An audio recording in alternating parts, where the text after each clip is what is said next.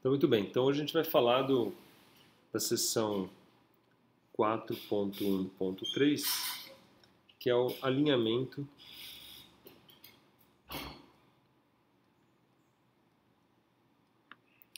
de moléculas polares.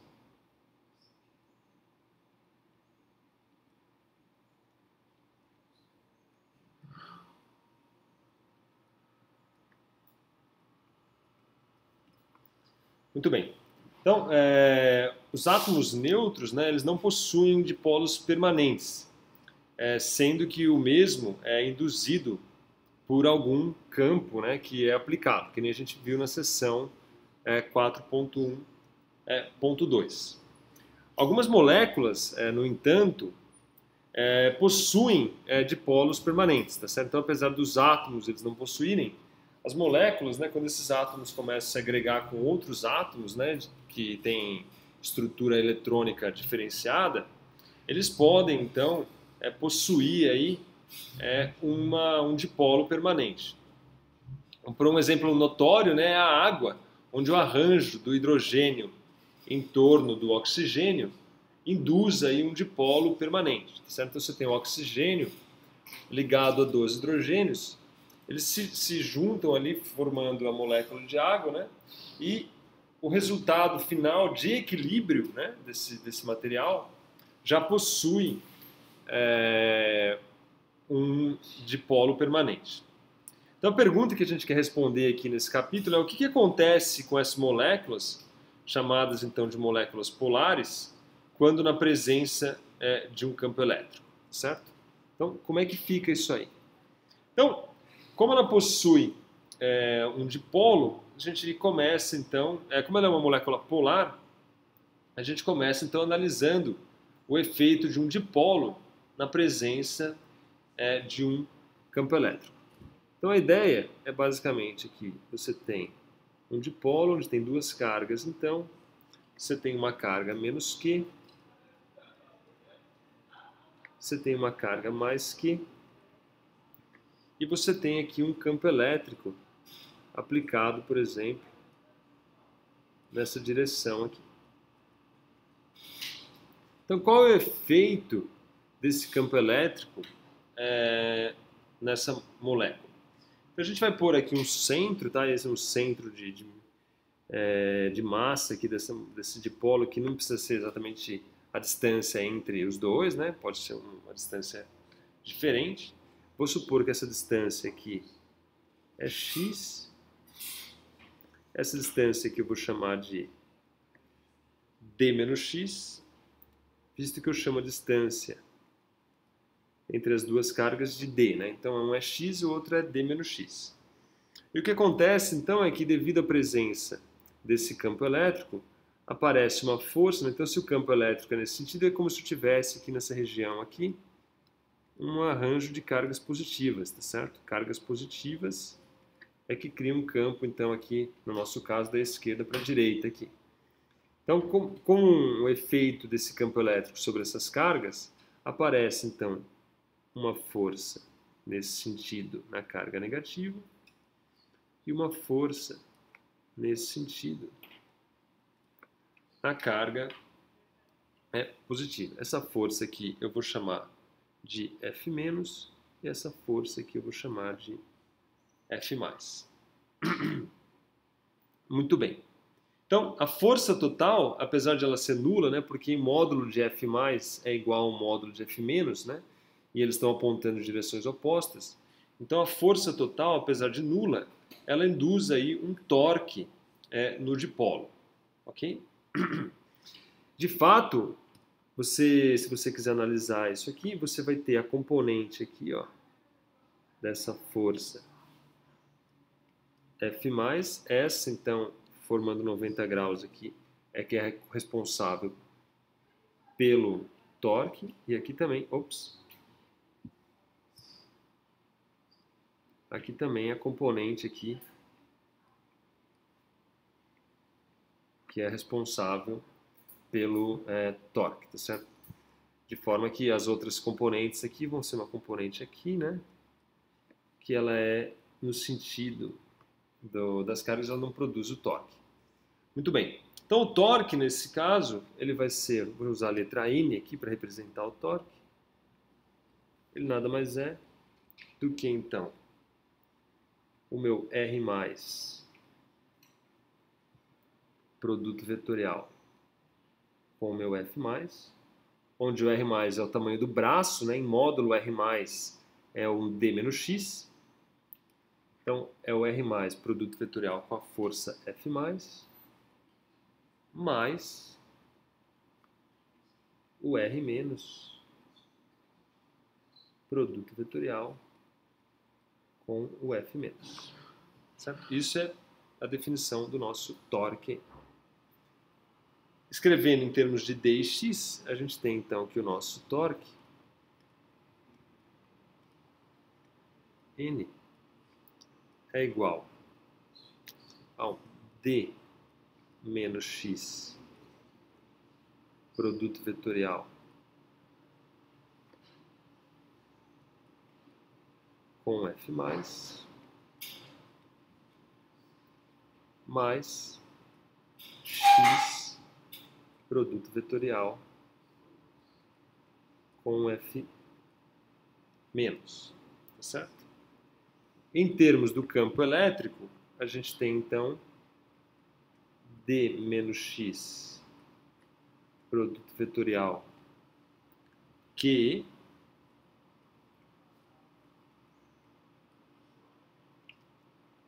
mais X, produto vetorial, é Q.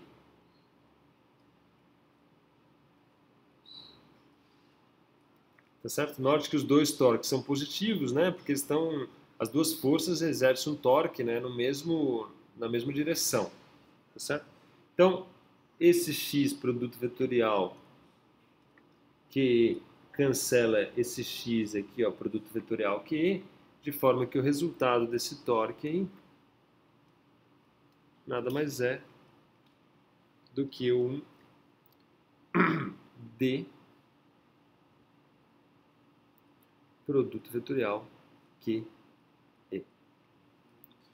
Agora o Q, ele é um escalar, tá certo? Esse Q aqui, ó, é um escalar. Eu posso agregar ele ali junto com o D. Então eu escrevo ele como sendo QD produto vetorial E.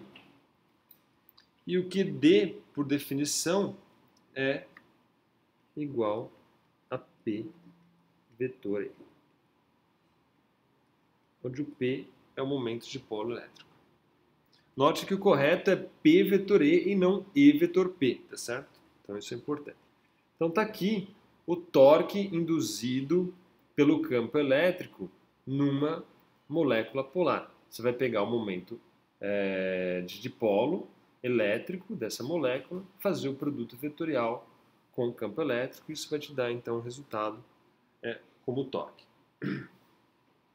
Se o campo não fosse uniforme, tá certo? Então o F+ não contrabalancearia, né, o F-, certo? Aqui a gente está supondo campos uniformes, de forma que o módulo de F+ é igual ao módulo de F-. Se por acaso isso não fosse o caso, e existir então uma força resultante sobre o dipolo. Então, para campos não uniformes,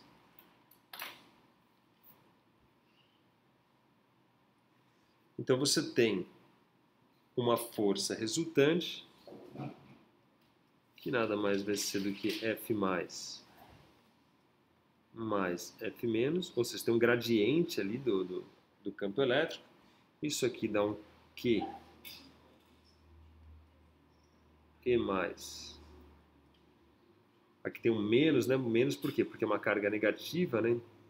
Menos o E menos. E isso aqui dá Q delta E. Onde o delta E representa a diferença do campo elétrico na carga positiva e na carga negativa. Na carga positiva e na carga negativa. Então, esse seria o resultado de nós considerarmos campos não uniformes. Como essa distância é muito pequena, né, entre as cargas, nós aproximamos esse ΔI aí por um dE, tá certo? Se a gente se atentar para a componente dx, por exemplo, então o que a gente tem é que o meu dx, então para distâncias muito pequenas, que é o caso, né?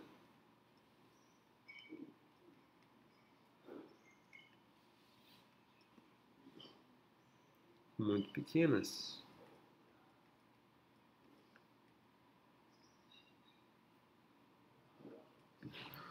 Então eu vou ter que o meu ΔI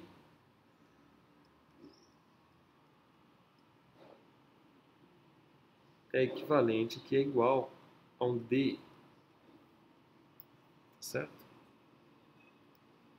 Olhando a componente x, nesse caso, a gente vai ter dEx.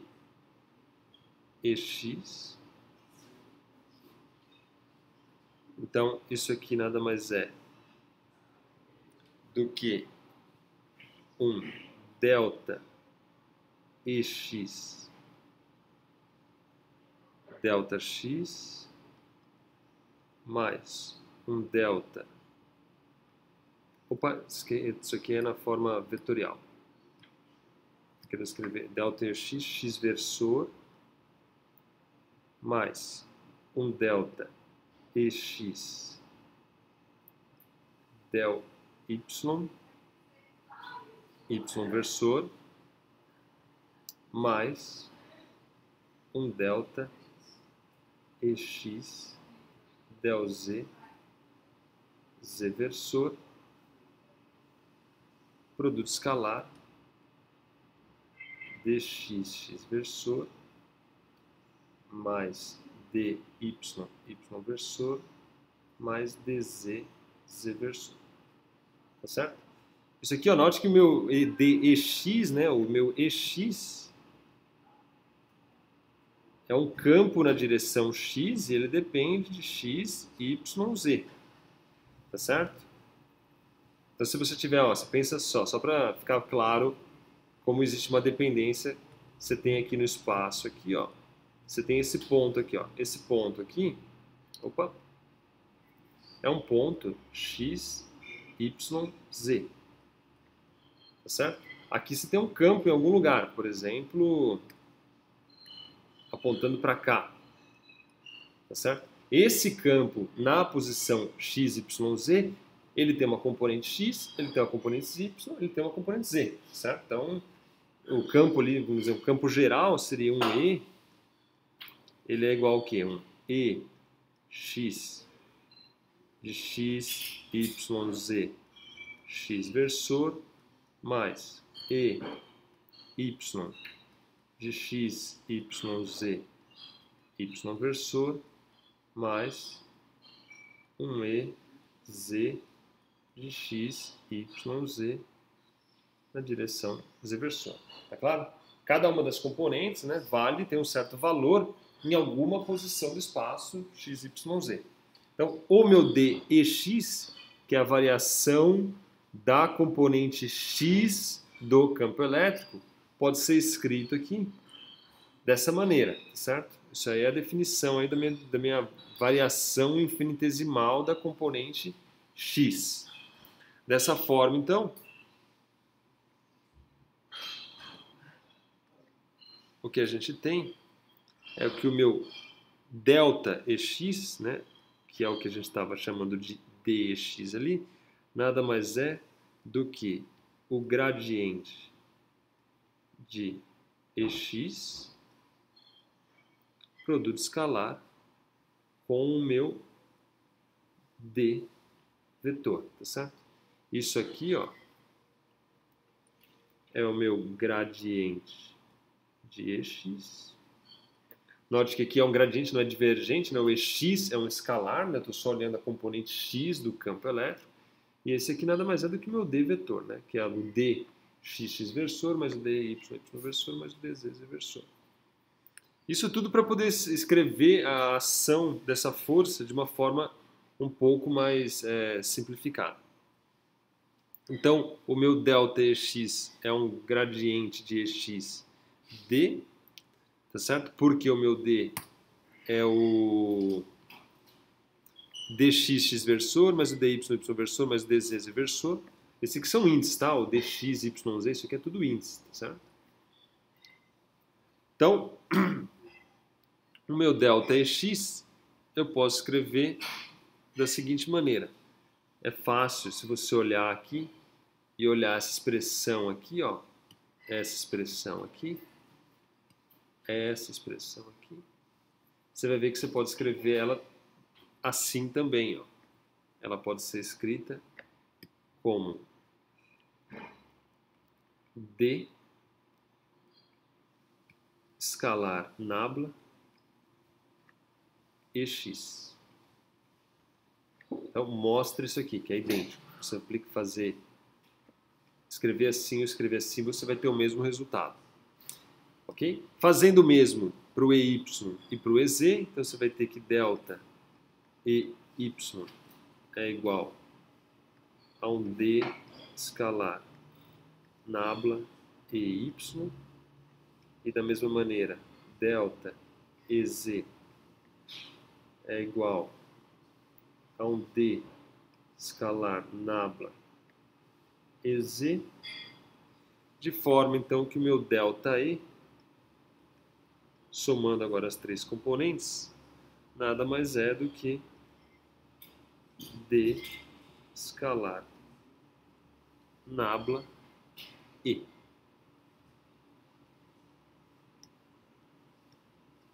Se atentando agora para a expressão da força, ó, a força é dado por Q delta E, a força resultante, né? Isso aqui é para campos não uniformes, né? Então você tem que a força nada mais é do que Q D escalar nabla E, coloco o meu Q junto com o meu D aqui, né? Porque é um escalar, então isso aqui nada mais é do que P escalar nabla E vetor. Esse aqui é o nosso resultado principal. Então, essa é a força de translação, tá certo? Que vai movimentar a molécula no espaço. Então, para isso, você precisa ter um campo não uniforme. Se o campo for uniforme, você vai, na hora que você tomar a derivada dele aqui, né, você vai dar zero, tá certo? Esse nabla aqui vai derivar, essa força dá zero. Se você tiver um gradiente do campo ali, se você tiver uma variação do campo, então a molécula não só vai rotacionar, né, devido ao torque, mas também ela vai ter um movimento de translação aí, que é dado pelo P escalar nabla E vetor. Ok? Então são as os dois efeitos que podem aparecer devido à presença do campo elétrico atuando sobre uma molécula polar, no caso aí, ou atuando num dipolo em geral, certo? Se tiver um dipolo elétrico, você vai ter então um torque que é dado por P vetor E se tiver uma variação desse campo elétrico, se ele não for uniforme, você vai ter uma força resultante que vai inferir aí um movimento de translação que vai ser dado pelo P escalar nabla E vetor. Ok? Então esse é o efeito do campo na matéria. Muito bem. Dito isso, então agora a gente começa a falar sobre polarização. Certo? Então a gente vai estudar o efeito do campo induzir uma polarização no material. Então 4.1.4 é polarização.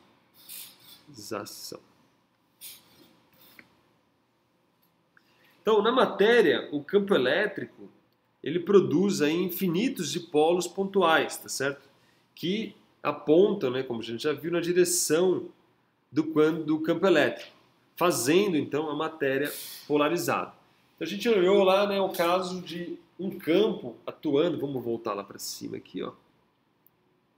O campo, quando ele atua num, num átomo, num elétron, num átomo, desculpe. Então, num átomo, ele desloca a camada eletrônica e induz um único dipolo.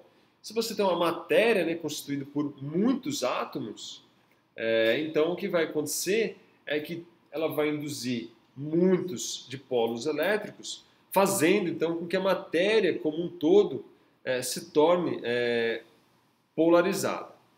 Então, para estudar essa polarização da matéria como um todo, né, que é constituída aí por um número grande de átomos, a gente define então uma medida conveniente, que é o dipolo por unidade de volume, tá certo? Então a gente define um Pzão agora, que é o dipolo por unidade de volume. É extremamente conveniente, né, para estudar então a polarização da matéria. Muito bem. Só para a gente recordar, eu acho que é importante aqui, vamos falar um pouco, voltar lá no 3.41 e 3.44 para falar um pouco de dipolos, tá certo? Potencial e no campo elétrico, ok? Então, vamos lá. Então, dipolos, que é a parte de potencial e campo elétrico.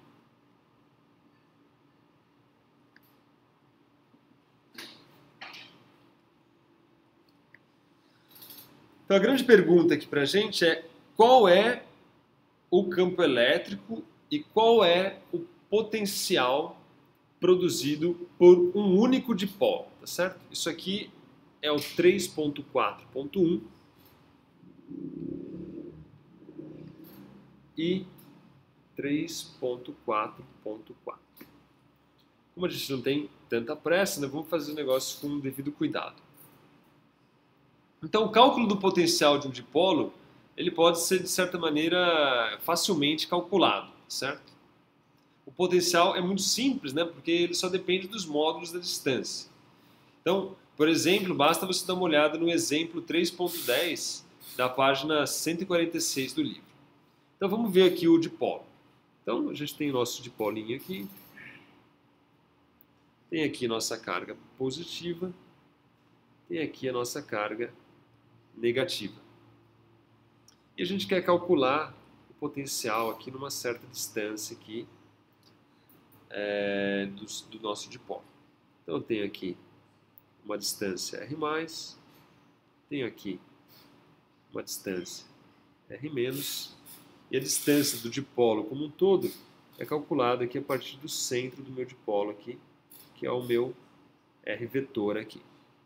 Esse ângulo aqui é um ângulo θ. O potencial em R, então, nesse ponto R aqui, em questão aqui, é facilmente calculado. O V de R, ele é igual a 1 sobre 4π ε0,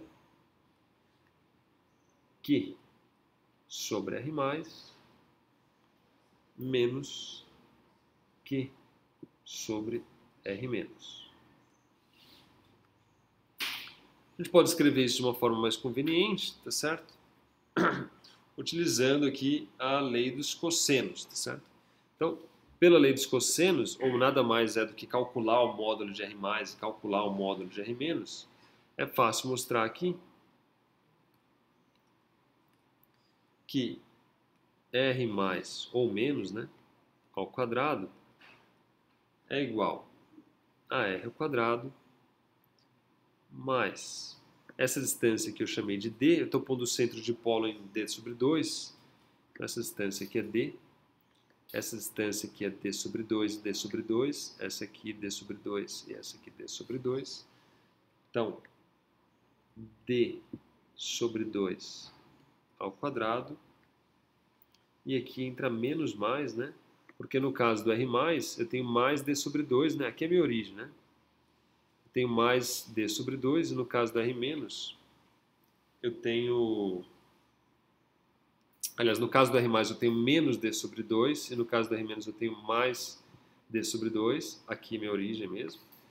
Então, eu vou ter menos mais R d sobre 2, d cosseno θ, que tem duas vezes, né?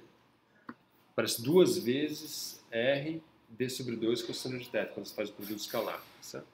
Isso aqui nada mais é do que o... Só para a gente deixar claro, é R... No caso do mais, eu vou chamar de R mais menos d sobre 2, produto escalar R mais menos d sobre 2, que dá origem a cossenos, né? Isso dá um módulo de um vetor, tá certo?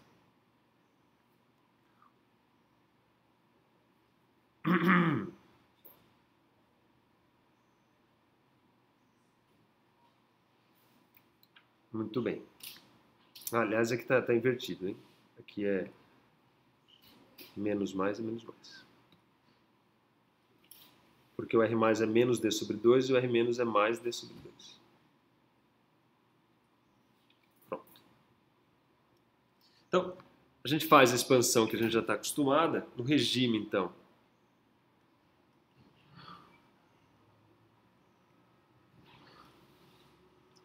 Que R é muito maior do que D, né? Então, de polo, a gente tem isso, a distância D é muito pequena, né? Essa distância R é muito grande. Então, no regime em que o R é muito maior do que D,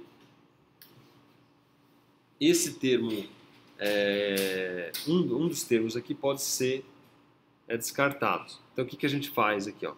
Então, a regra básica para a expansão de dipolo é colocar o R em evidência. Tá certo? Então, você tem o R mais menos ao quadrado é igual a R ao quadrado, que multiplica 1 mais d sobre R cosseno θ, desse termo aqui, ó. Coloquei o R ao quadrado em evidência, tá certo? Aqui aparece menos mais, né, por causa do menos mais que estava ali, mais d ao quadrado sobre 4R ao quadrado. Certo? Quando eu fizer essa distributiva, você vê que dá exatamente esse termo aqui. Certo? Fica R ao quadrado, menos mais dr cosseno de θ, que é o último termo, mais d ao quadrado sobre 4R ao quadrado, certo? Que parece o 4 desse 2 ao quadrado aqui. Tá acompanhando a conta, hein? Beleza? Então, ó, como o R é muito maior do que D, no caso de polo, então esse termo aqui, ó, ele tende a zero, porque o D é um número pequeno, está elevado ao quadrado, dividido por um número grande, que está elevado ao quadrado, esse termo aqui, ó, a gente ignora ele, tá certo? Que é um termo, então, que dá as ordens superiores aí. Esse número aqui vai ser uma correção desse número aqui, ó. Então, vamos dizer, se esse número que está entre colchetes aqui for 10, o outro lá vai ser o quê? 0.001. Então vai ficar 10.0, você ignora aquele número ali em questão. Então, nesse caso, a gente pode escrever aqui o meu 1 invertendo agora, né? 1 sobre R mais menos é igual a 1 sobre R, tá certo? E aqui, então, fica 1 menos mais d sobre R cosseno de θ elevado a menos 1/2. Tá certo? Só inverti tudo, né? Tinha uma raiz, que eu tomei a raiz e inverti. Tomei a raiz, fica R mais menos igual a R, raiz desse cara que está entre parênteses aqui, ó. Aí, então, tomo 1 sobre isso tudo, aparece elevado a menos 1/2. Ok?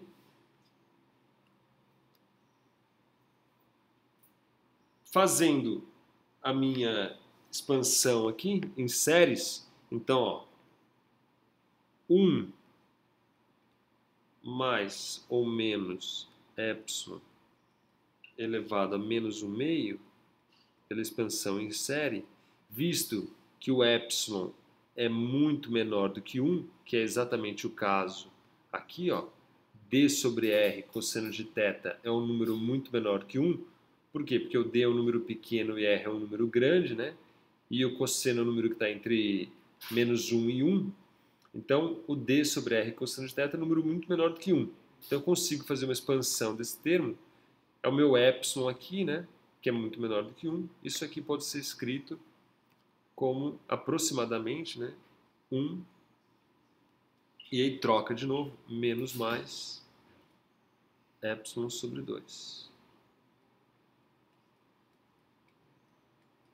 Isso para epsilon muito menor do que 1. Tá certo? Dessa maneira, então, assim, finalmente, estamos chegando lá. 1 sobre R mais menos 1 sobre R menos é igual.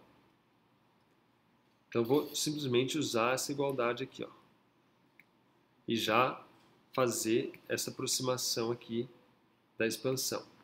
Então, isso aqui vai dar 1 sobre R mais D sobre 2R ao quadrado cosseno de θ. Esse R ao quadrado vem da distributiva, né? Fica 1 sobre R, esse cara aqui, ó. Esse cara aqui, fica aqui 1 sobre R, e aqui fica D sobre R ao quadrado, tá certo? Que é o que aparece aqui. Esse 2 aqui vem da expansão daqui, ó, de séries desse elemento aqui. Ok? Então fica D sobre R ao quadrado cosseno de θ, isso é 1 sobre R mais, menos 1 sobre R menos D sobre 2R ao quadrado cosseno de θ. Fazendo essa soma aí, você vai encontrar que 1 sobre R mais menos 1 sobre R menos nada mais é do que D sobre R ao quadrado cosseno de θ. Finalmente, ó, se a gente olhar aqui agora o nosso potencial, ó, a gente acabou de calcular exatamente esse termo aqui. Q vezes 1 sobre R mais menos 1 sobre R menos, tá certo? De forma que o meu potencial, então, notando essa igualdade aqui, né? O meu potencial, então, finalmente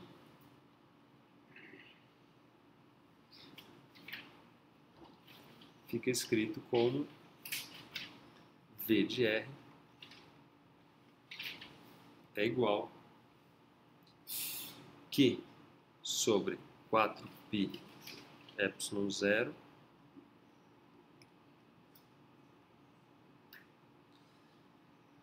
D cosseno de θ dividido por R ao quadrado. Isso aqui é igual a 1 sobre 4π epsilon 0. O D com o Q vale o meu P. P em módulo aqui. Cosseno de θ sobre R ao quadrado. Esse P cosseno de θ ele pode ser escrito como P produto escalar com R versor. Então, meu resultado final fica 1 sobre 4π epsilon 0 P escalar R versor sobre R ao quadrado. Sendo aí esse o potencial de um dipolo, certo? Então, tudo isso para fazer aproximação para chegar aí numa expressão fechada e simplificada. Então, basicamente, o potencial ele é proporcional ao dipolo dividido por 1 sobre R ao quadrado, onde esse R é a distância do dipolo ao ponto onde eu quero calcular o campo elétrico.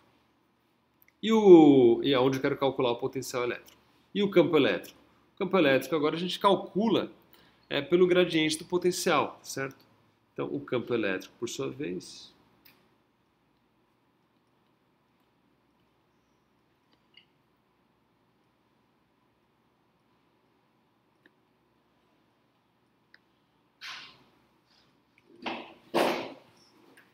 então ele é o E de R é igual a menos o gradiente do potencial. O gradiente em coordenadas esféricas, ele é dado por del R, R versor, mais 1 sobre R, del θ, θ versor, mais 1 sobre R, seno de θ, del φ, na direção φ versor. Então, passo a passo, você vai ver que o E de R é igual a menos del R do meu potencial. E isso aqui vai me dar, então, 1 sobre 4π ε0 2p cosseno de θ sobre R ao cubo. Simplesmente peguei e derivei meu potencial aqui, ó, em del R para calcular o E de R. Então, quando eu calculo da R, isso aqui nada mais é do que proporcional a R elevado a menos 2, né? Cai o menos 2 e fica R elevado a menos 3, né? Então, cai o menos 2, mata o sinal, fica um 2 aqui, o menos morre e fica um R elevado ao cubo. Essa é a componente aí radial, ER, né? O Eθ nada mais é do que menos 1 sobre R. Esse menos aqui vem da definição do gradiente, né? Menos o gradiente do potencial. Por isso que aparece um menos aqui, e aqui também vai aparecer um menos. Então dá menos 1 sobre R del V del θ. Isso aqui dá 1 sobre 4π ε0 p seno de θ sobre R ao cubo. O R ao cubo aqui aparece por causa de que já tinha 1 sobre R aqui, né? Ó. Na expressão tinha 1 sobre R ao quadrado. A expressão era um cosseno, não é isso?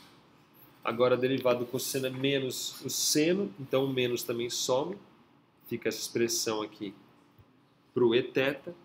E finalmente o Eφ, que é a componente φ do campo, é igual a menos 1 sobre R seno de θ del V del φ.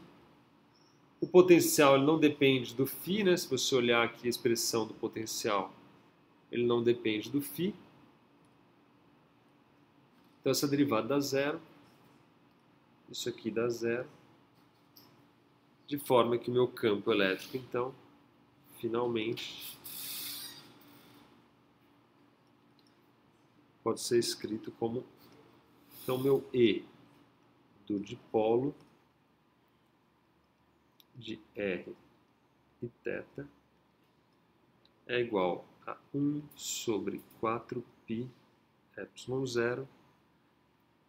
Vou pôr o P sobre R ao cubo em evidência, que multiplica 2 cosseno de θ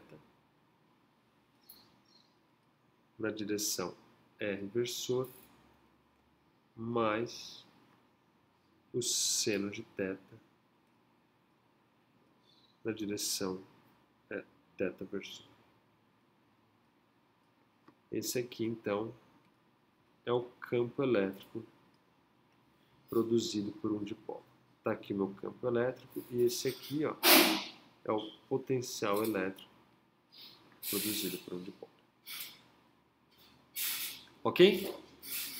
Então essa é a dedução aí do campo elétrico e do potencial elétrico produzido por um dipolo. Beleza? Alguma pergunta? Que horas são agora? Hã? 3. Certo. Então vamos lá.